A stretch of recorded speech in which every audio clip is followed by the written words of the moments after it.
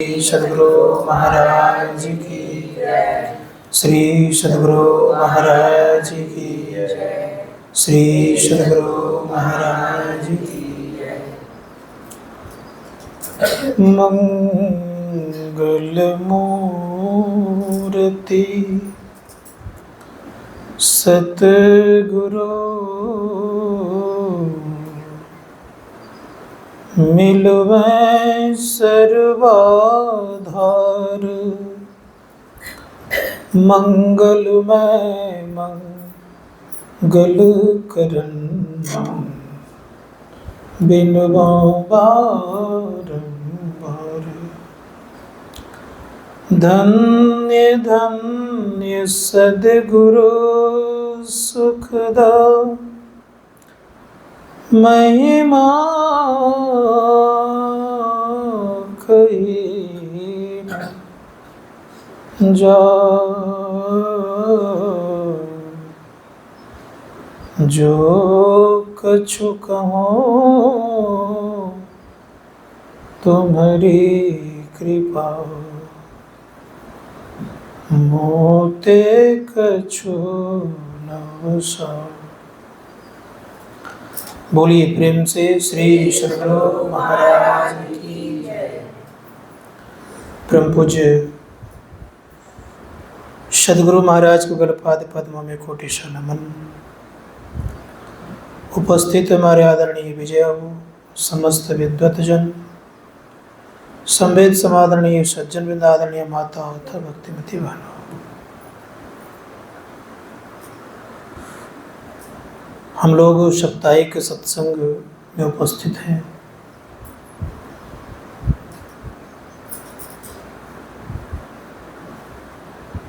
इस सप्ताह के सत्संग में हम लोगों ने आज मानव देह के पारदर्शिता के संबंध में सुन रहे हैं।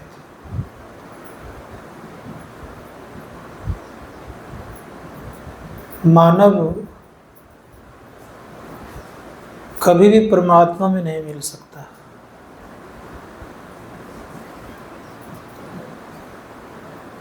और मानव से कभी भी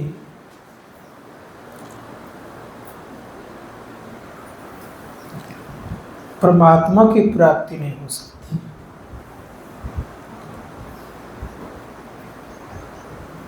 किसी किसी के मन में संशय उठ गया होगा तुरंत, और मैं आज प्रूव करूंगा कि मानव के द्वारा परमात्मा की प्राप्ति संभव नहीं है। और आज मानेंगे आप लोग, खूब बढ़िया से मानेंगे। मानव कब कहलाते हैं? जब त्रय आवरण से युक्त होते हैं तो हम आप सदैव सब कोई जीव कहलाते हैं। अब जब त्रय आवरणों से मुक्त होते हैं तब हम परमपिता परमात्मा कहलाते हैं। ध्यान दीजिएगा थोड़ा सा। जब तीन प्रकार का पर्दे हैं तब तो हम जीव हैं। उन जीवों में सर्वश्रेष्ठ शरीर धारण किए कौन सा? मानव का। जब इस मानवों के शरीर से एक पर्दे हट जाते हैं जीव के ऊपर से, तब क्या कहलाते हैं? देव कहलाते हैं। संशय खत्म होता होगा धीरे धीरे। जब एक पर्दे खत्म हो गए तो देव कहला गए, और दो पर्दे खत्म हो गए तब ईश्वर कहला गए। ध्यान दीजिएगा थोड़ा सा। और ईश्वर के ऊपर जब पर्दे खत्म हो गए तो परमेश्वर कहला गए। किसने प्राप्त किया? मानव ने। मानव कभी ईश्वर को प्राप्त नहीं कर सकता है। प्राप्त किसने किया? प्राप्त किया ईश्वर ने। किसको? ईश्वर को, अर्थात परमेश्वर को, परमात्मा को। संत कबीर साहब कहते हैं, जाही रूह अल्लाह के भीतर ताही भीतर की ठाई। जो रूह अल्लाह के भीतर में है वही रूह कहाँ है? हमारे अंदर में है, कहीं अंतर नहीं है। विचारना होगा क्या शब्द है ये। एक आचार्य हो गए गणाधिपति तुलसी, जैन धर्म के थे, अब शरीर में नहीं है। उन्होंने कहा है प्रभु बन करके हम प्रभु की पूजा कर सकते हैं। परमात्मा की भक्ति आप परमात्मा बन करके ही करेंगे। आप उदाहरण देता हूं, जब हम सार शब्द को पकड़ते हैं तो क्या कहलाते हैं? सच्चिदानंद ब्रह्म कहलाते हैं। और सच्चिदानंद ब्रह्म को ही सार शब्द कहता है, याद रखिएगा। और किन्हीं किन्हीं लोगों में, किन्हीं किन्हीं संप्रदाय में जय सच्चिदानंद कह करके संबोधन करते हैं, सुने होंगे कहीं कहीं आप। जैसे बाल जोगेश्वर जी के शिष्य वगैरह मिलेंगे तो कहेंगे वे लोग जय सच्चिदानंद। किनकी दुहाई दे रहे हैं?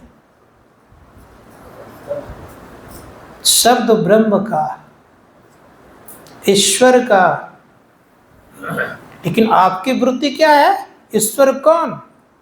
ईश्वर वह कहलाता है जो कहता है अहम ब्रह्म अस्मि। अहम ब्रह्म अस्मि कब कहेगा? जब स्वयं का ज्ञान हो जाएगा तब वो क्या कहलाएगा? अहम ब्रह्म अस्मि। और अहम ब्रह्म अस्मि कहला रहा है, उसी क्या बोलते हैं? सोहम। ये मंत्र सोहम नहीं, याद रखिएगा। सोहम का मतलब होता है जो आप है सो मैं हूं, या हम है। सोहम का मतलब यह। तो सोहम जब कहने लग गए, अहम ब्रह्म अस्मि कहने लग गए तो द्वैत रहता है। और शब्द ब्रह्म में द्वैत रहता है, याद रखिएगा। शब्द ब्रह्म और पर ब्रह्म। शब्द ब्रह्म के पार में पर ब्रह्म हुआ करता है। जब तक शब्द का अंत नहीं हो जाता है तब तक पर ब्रह्म परमात्मा को प्राप्त नहीं कर सकता है। तो शब्द ब्रह्म तक पहुंच गए, लेकिन एक पर्दा तो रह गया ना, कौन सा? शब्द का। ध्यान दीजिएगा थोड़ा सा। और जब शब्द ब्रह्म का पर्दा एक शब्द का है, झीना पर्दा है, परमात्मा को हम आप देखते हैं लेकिन मिल तो नहीं सक रहे हैं ना, द्वैत है ना। अहम ब्रह्म अस्मि कह रहे हैं ना, लेकिन प्राप्त तो नहीं हो गए, मिल तो नहीं गए हम। जैसे उसको पार करे, कौन पार करेगा बताइए आप ही? क्या मानव पार करेगा? शब्द ब्रह्म को कौन पार करेगा? शब्द ब्रह्म को पार करने वाला ईश्वर है खुद, क्योंकि आप ईश्वर बन चुके हैं। शब्द को प्राप्त किए ईश्वर बन चुके हैं। और ईश्वर जब उस शब्द ब्रह्म को पार करता है तो कहाँ मिलता है वो? पर ब्रह्म परमात्मा मिलकर के एक में को आते। इसलिए हमारे गुरुवाज कहते हैं हम प्रभु प्रभु एक ही हुई। अभी हम कह सकते हैं? अभी हम 14 इंद्रियों से युक्त हैं, इसलिए हम कैसे कहेंगे? विचार थोड़ा सा कर लीजिए आप, एक गहन विषय थोड़ा सा। अभी हम 14 इंद्रियों से युक्त हैं तो नहीं कह सकते कि हम अहम ब्रह्म अस्मि। कह सकते हैं? उस समय कहेंगे जब हम आपको परमात्मा और जीवात्मा का दर्शन होना शुरू हो जाएगा। क्या अभी हम अपने आप को जान रहे हैं? जीव का स्वभाव है जो अपने आप को नहीं पहचानता, माया को नहीं पहचानता, परमात्मा को नहीं पहचानता, उसे हम जीव कहते हैं। ठीक है?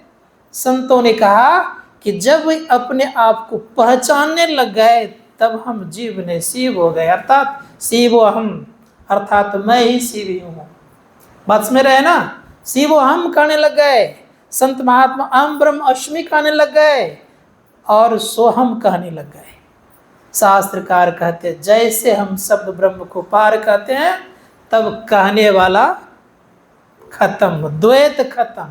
जैसे द्वैत खत्म हो गया तो आप कुछ नहीं बोल सकते। तब क्या होगा? सरिता जल जल निधि मह जाई, होई अचल जिम जीव हरि पाई। सरिता मिल गया कहाँ? समुद्र में। अब वो समुद्र ही हो गया, अब नदी नहीं रहा वो। नदी का जल वो नहीं रहा। संत महात्माओं ने कहा, इसीलिए गोस्वामी जी महाराज कहते हैं जीव कभी ईश्वर हो सकता है। उन्हीं की पंक्ति में, गोस्वामी महाराज की पंक्ति में है, जीव कभी ईश्वर नहीं हो सकता, क्योंकि जीव होगा भी कभी भी नहीं ईश्वर। क्यों होगा ईश्वर? क्योंकि 3 पर्दे होने के कारण, अपने आप को नहीं जानने के कारण और माया को नहीं जानने के कारण जीव कहला रहा है। तो जीव कभी भी ईश्वर नहीं हो सकता। 3 पर्दे हटेगा, ध्यान दीजिएगा थोड़ा सा, तभी वो इस परमात्मा कहला सकते हैं, अन्यथा संभव नहीं है। तो गोस्वामी जी महाराज कहते हैं जीव अनेक एक श्रीकंता, अर्थात जीव क्या है? अनेक है। श्रीकंता मतलब परमात्मा कितने हैं? एक हैं। परवश जीव स्वबस भगवंता। जीव अनेक एक श्रीकंता। परवश हम लोग हैं कि नहीं है? 14 इंद्रियों से युक्त हैं। परवश है कि क्या है? परवश है ना। तो परवश हैं तो हम ईश्वर कैसे हो जाएंगे? परवश जीव स्वबस भगवंता। ईश्वर के ऊपर कोई परवशता नहीं है। ईश्वर किसी के गुलाम नहीं है। ईश्वर किसी के अधीन नहीं है। और जब ईश्वर किसी के अधीन नहीं है तो वो सब पर शासन करते हैं, नहीं? और जो सब पर शासन करते हैं वो ईश्वर परमात्मा कहलाते हैं। तो संत महात्मा गण कहते हैं जैसे आप हुए होंगे उसी दिन आप ईश्वर हो गए। कब? 14 इंद्रियों का संग छूटा तो ईश्वर। ध्यान दीजिएगा, लेकिन एक शब्द का पर्दा आपके ऊपर रह ही गया है। ख्याल करिएगा थोड़ा सा, क्योंकि सार शब्द को सुनते ही साधक ये 14 अंतःकरण की इंद्रियां समाप्त हो जाती है। और जैसे 14 इंद्रियां कितना समाप्त होती है, ईश्वर कहला जाते हैं, लेकिन द्वैत रहता है। संतों ने कहा इसी द्वैत को जो पार कर जाता है वही पार ब्रह्म परमात्मा हो जाता है। अब आप बताइए कि जीव कभी ईश्वर होगा? कभी ईश्वर जीव नहीं होगा। संत महात्मा गण कहते हैं, इसीलिए हमारे गुरु महाराज कहते हैं हम तुम द्वय मिटाकर एक एक ही बना दो। हमारे और आप में जो द्वैत का भाव है इसको मिटा दीजिए और एक बना दीजिए। एक कब बनेंगे? शास्त्रकार कहते एक तब बनते हैं जब मिल जाते, दूध में दूध मिल जाए तो दूध हो गया, पानी पानी मिल जाए, मन में मन मिल जाए, यानी सब अपने अपने समष्टि रूप में जब मिल जाता है, अहंकार अपने समष्टि रूप में, बुद्धि अपने समष्टि रूप में, चित्त अपने समष्टि रूप में और मन अपने समष्टि रूप में, आप रह गए ईश्वर केवल। और ईश्वर जब परमेश्वर से मिल जाए तो अनंत हो गए आप। संत महात्मा गण कहता अनंत सत्ता का कभी आवागमन आना जाना नहीं होता है।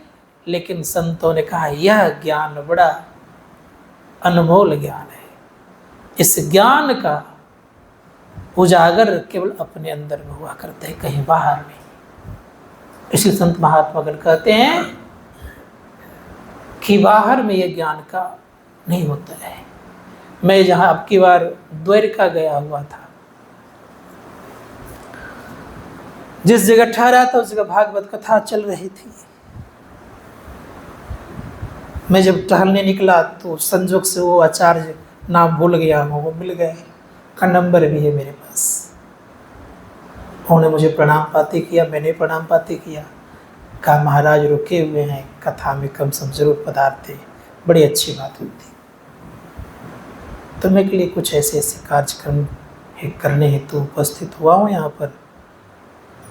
कल मुझे थोड़ा सा भेंट द्वारिका जाना है, क्योंकि अरुण बाबू आए हुए हैं, गए नहीं हैं। कहा प्रोग्राम कैंसिल कर दीजिए, लेकिन जरूर मेरे कथा में पधारिए आप।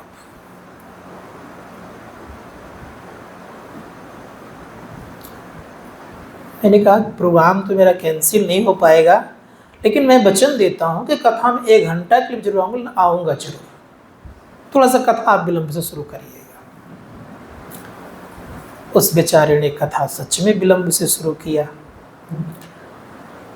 उनका कथा रोज प्रत्येक दिन 1 बजे खत्म हो जाता था,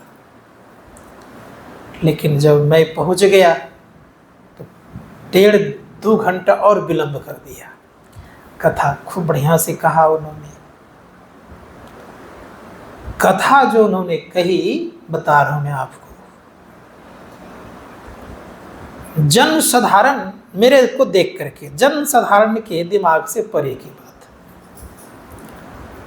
तब अंत में कहता, महाराज जी तो शब्द कुछ आप भी बोलेंगे? हाँ लाई मैं भी कुछ बोलता हूँ। तो मैंने जो शुरू किया यही शब्द से शुरू किया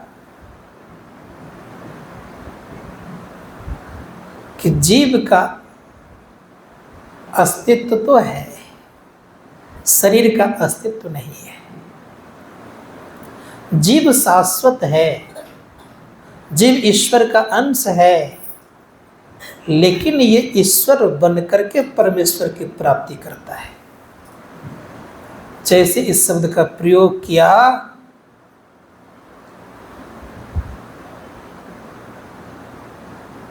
वे कथाकार समझिए कि इस शब्द को लगता है कभी सुना था कि नहीं सुना था पता नहीं। उन्होंने माथा में हाथ देने लग गया, कहा महाराज ये क्या शब्द हो गया। फिर मैंने उनको कहा कि हाँ क्लियरफाई किया मैंने। फिर मैंने कहा कि सुनिए, जीव कब कहलाता है? तो यही बात मैंने रखा उनसे कि जीव तब कहलाता है जब अपने आप को नहीं पहचानता है, परमात्मा को नहीं पहचानता है, माया को नहीं पहचानता है, तब ये जीव कहलाता है। तब मैंने कहा गोस्वामी जी महाराज कर, मैं नहीं कह रहा हूँ, गोस्वामी जी महाराज कहते हैं, सरिता जल जल निधि मह जाई हुई अचल, जिमे जीव हरि पाई। परमात्मा को प्राप्त करके परमात्मा ही बन जाते हैं। तो कौन बनता है? तब जैसे इस बात को मैंने कहा, बड़े खुश हुए। कहिए अनमोल ज्ञान, जब कभी मैं धनबाद आऊँगा आपसे मिलने बिना मैं छोड़ूंगा नहीं। कि अवश्य आइए, आपका स्वागत है। तो कहने का मेरा अभिप्राय यह है कि यह ज्ञान का प्यासा पूरे दुनिया के लोग हैं, पूरे दुनिया के लोग हैं। जहाँ मैं ठहरा था, जहाँ की और व्यवस्था की गई है ध्यानाभ्यास का, वो है स्वामी नारायण सेवा धाम, जिसके अक्षरधाम बने हुए हैं, जिनके लगभग सुने हैं कि 1500 कॉलेज, स्कूल और मेडिकल कॉलेज इत्यादि हैं। उनका मटकुरिया भी शायद बन रहा है, बोल रहे थे कि वहाँ। तो उन्हीं की यहाँ आपकी व्यवस्था हुई ध्यानाभ्यास करने की। इतनी भीड़ रहती है, फुर्सत नहीं। 4 वो क्या कहते चौका चलता है, मतलब रसोई घर चलता है, फिर भी फुर्सत नहीं रहता है, बता रहा हूँ आपको। और उनसे जब मैंने बात की तो वे हमारे गुरु महाराज को जानते हैं, क्योंकि महर्षि में ही परमानंद जी महाराज के परम प्रिय शिष्य महर्षि से परमानंद जी महाराज उनके संस्था में जाकर के प्रवचन दे करके कई बार आए हैं। तो कहते कि हाँ, मैं आपके यहाँ का ज्ञान को अच्छी तरह जानता हूँ। और जैसे जाना उन्होंने कि उसी संप्रदाय से आए हुए हैं, जो कि खाने का पैसा लगता था वो भी फ्री हो गया। बड़े सुंदर से आदर सत्कार जिस पर बैठता है उसे बिठाए हुए, महाराज जी बैठिए। साल में का प्रोग्राम होता है। तो मैं कहना ये चाह रहा था कि आप विचार करिए कितना गुरु महाराज ज्ञान का प्यासा लोग हैं। इसलिए मैं कहूँगा ये ज्ञान बड़ा ही अनमोल ज्ञान है। संत महात्मा गण कहते हैं कि यह ज्ञान केवल उस अनुभवी महापुरुषों ज्ञान है भौतिक विद्या का अनुभव नहीं, शास्त्रों का अनुभव नहीं, निज आत्मक अनुभव का ज्ञान है। निज आत्मक अनुभव का जो ज्ञान होता है, यह ज्ञान कोई धरातल पर का ज्ञान नहीं है, ये उस परमात्मा का ज्ञान है।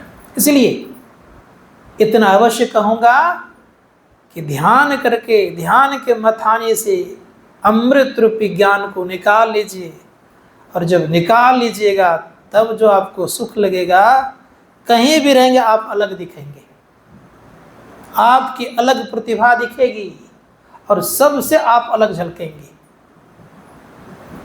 इसलिए शास्त्रकार कहते हैं कि संतों का ज्ञान केवल ये ज्ञान कहने वाला ज्ञान नहीं, ये अनुभव करने वाला ज्ञान है। इसलिए आंख बंद करिए, रोज अभ्यास कीजिए, अभ्यास से ही बड़े बड़े काम होते हैं।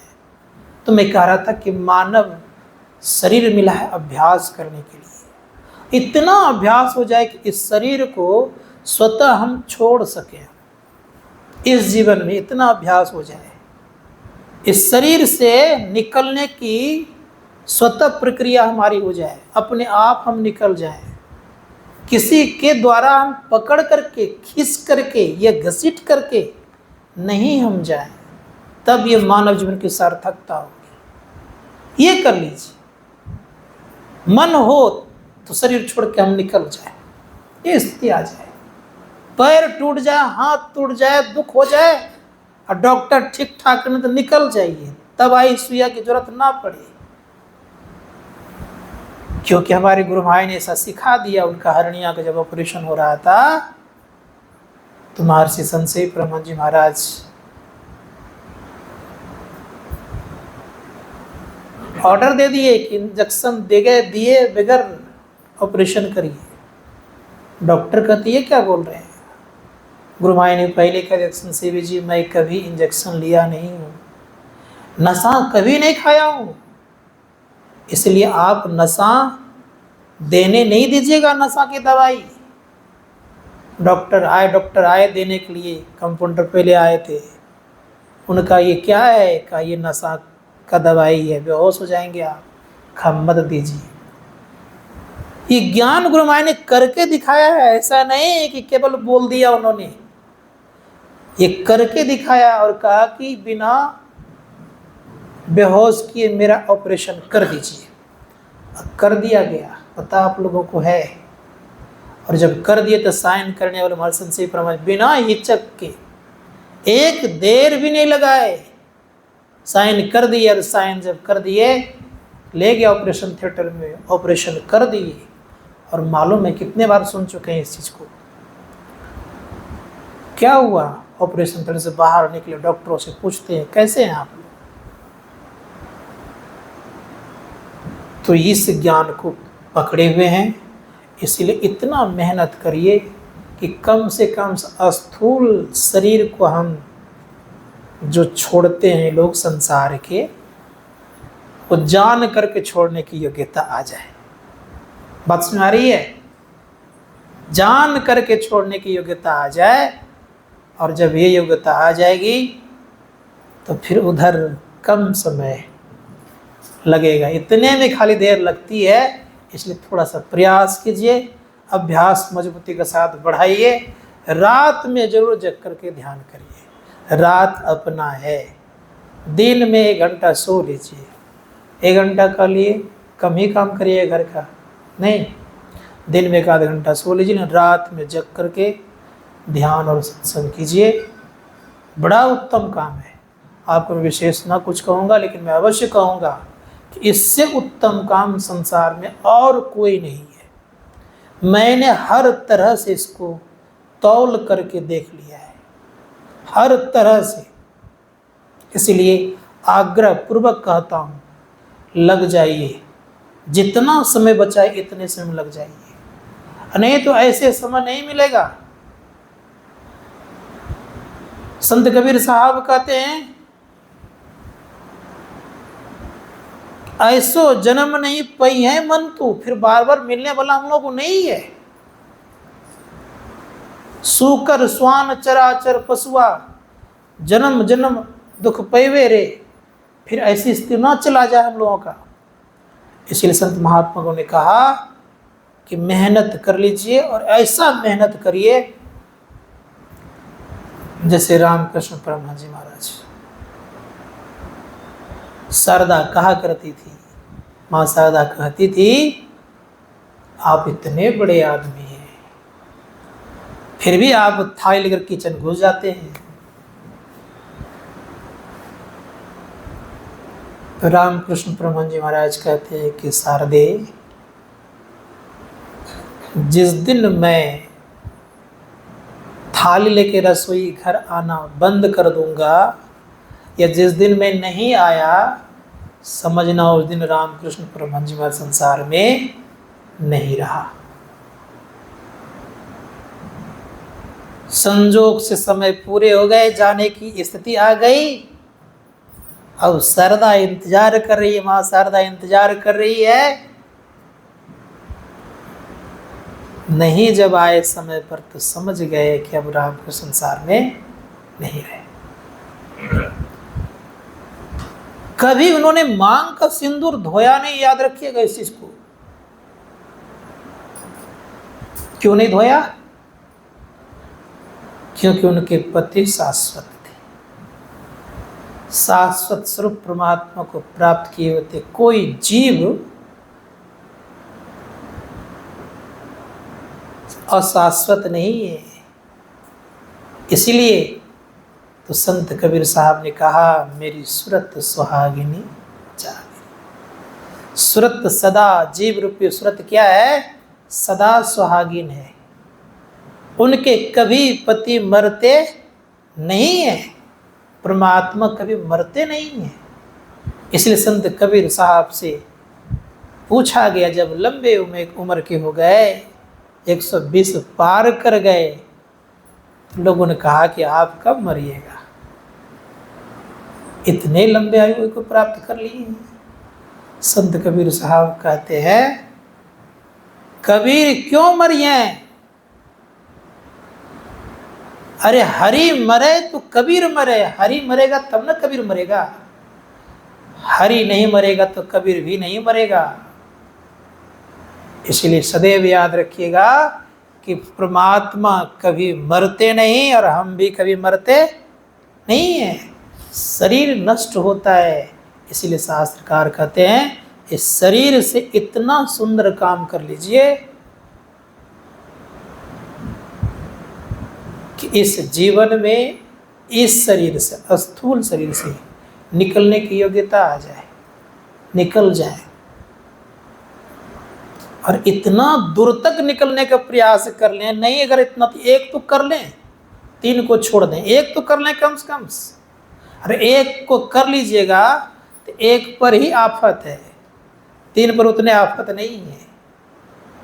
और जहाँ तीनों शरीर से निकलने के लिए जान गए, स्थूल, सूक्ष्म और कारण से, तो आपने घर नदी किनारे कर लिया।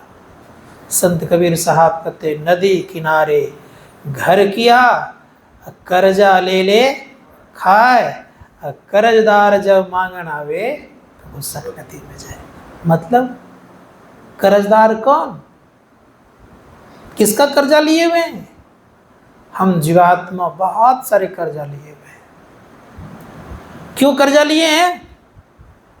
इस संसार में भी हमारा कोई अधिकार नहीं है।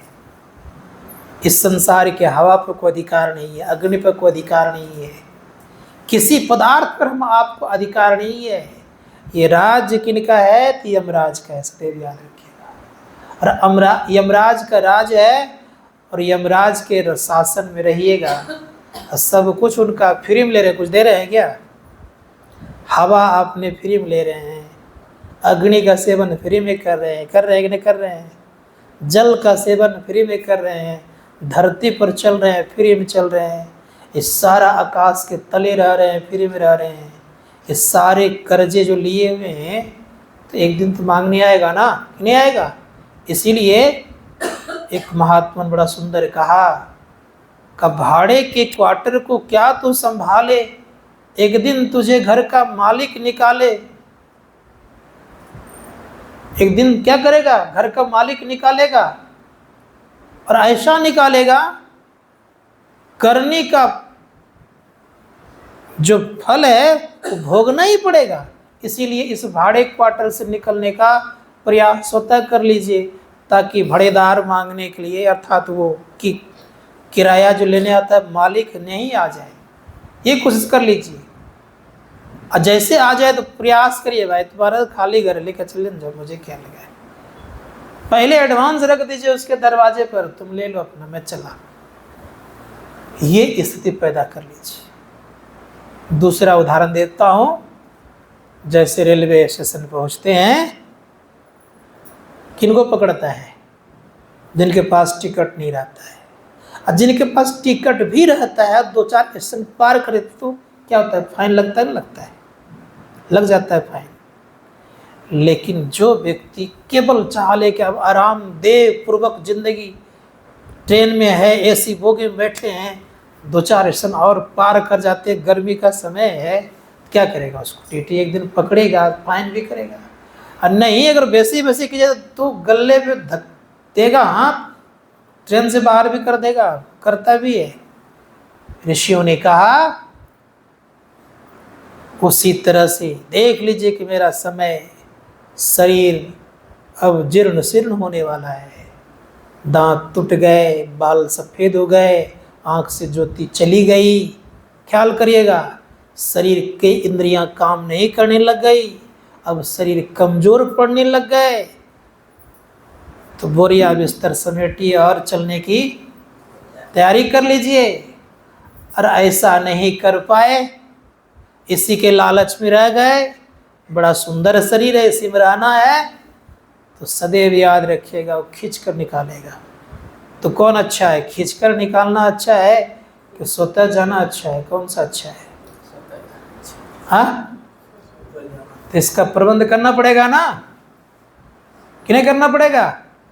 इसीलिए इसका प्रबंध कर लीजिए और खूब मन लगा ध्यान करिए। समय लगता है 5 बजने जा रहा है, तो क्या उपाय है? अपना रास्ता जान लीजिए। सबसे पहली बात, कौन सा रास्ता? बिंदु का रास्ता और नाद का रास्ता, ये दोनों रास्ता हमारा है या अपना है? ठीक है, ये रास्ता अपना है, शरीर चलने वाला रास्ता ये नहीं है। ये रास्ता किस पर, कौन चलेगा इस पर चलेगा सुरत रूपी जीवात्मा। इसलिए इस रास्ता पर चल लीजिए और इस रास्ता को थोड़ा भी तय कर लीजिएगा तो आनंदे आनंद। इसीलिए संत कबीर साहब ने कहा, भजन में होत आनंद आनंद, बरसत अमिरस बादर, भींगत है कोई संत, भजन में होत आनंद। अगर वास है तत्व की नदिया, मानो धारा गंग, भजन में होत आनंद आनंद। आनंद ही आनंद है। और अंत में कबीर साहब कहते हैं, कहे कबीर सुनो भाई साधु, जपो सोहंग सोहंग, अर्थात सोहंग सोहंग का रट लगा लीजिए कि जो प्रभु आप है सो मैं हूँ, दोनों में कोई फर्क नहीं है। ऐसी स्थिति आ जाए तो बेड़ा पार हो जाएगा। बोलिए प्रेम से श्री सद्गुरु महाराज की।